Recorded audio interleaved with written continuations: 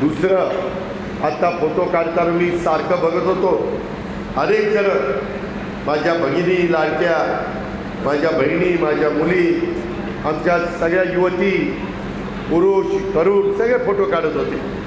पण मलाही काही बोलता येईना. फोटो काढायचा नाही, काढून द्या, ताटलाय फोटो काढून देत नाही. इतका स्वतःला मोठा समजतो का? फोटो काढून द्यावा.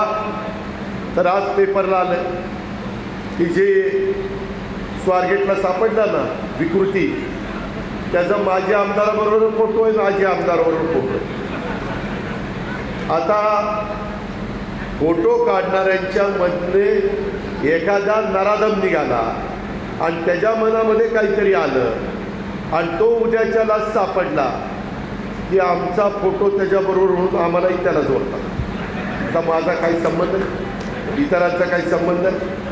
म्हणून मी कार्यकर्त्यांना सांगत असतो, जरा 2 नंबरवाले कुठे आले जवळ खेटायला तर सांगत चला आम्ही नाही चला बाजूला करू. जे विकृत माणसं आहेत समाजामध्ये, पाची बोटं काही सारखी नसतात आणि त्याच्यामुळं कधी कधी मीडिया तर लगेच बातम्या लावून मोकळे होतात आणि त्यांना म्हटलं ना, ही का बातमी लावली? त्याच्याशिवाय ब्रेकिंग न्यूज असल्याशिवाय आमची बातमी कुणी ऐकत नाही. अरे पण त्या ब्रेकिंग न्यूजमुळं नको त्या माणसाचं वाटोळ होते. त्याचं काय?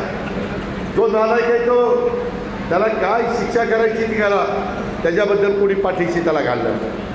पण ह्याच्यामध्ये कधी कधी चांगले लोक देखील भरडले जातात, हे समाजाने लक्षात घ्यावं. देश विदेशातील प्रत्येक घडामोडींचे लाईव्ह अपडेट मिळवण्यासाठी आता साम टीव्हीच्या सर्व सोशल मीडिया प्लॅटफॉर्मला लाईक, फॉलो आणि सबस्क्राईब करा. तसंच सर्व नोटिफिकेशनसाठी बेल आयकॉन प्रेस करायला विसरू नका.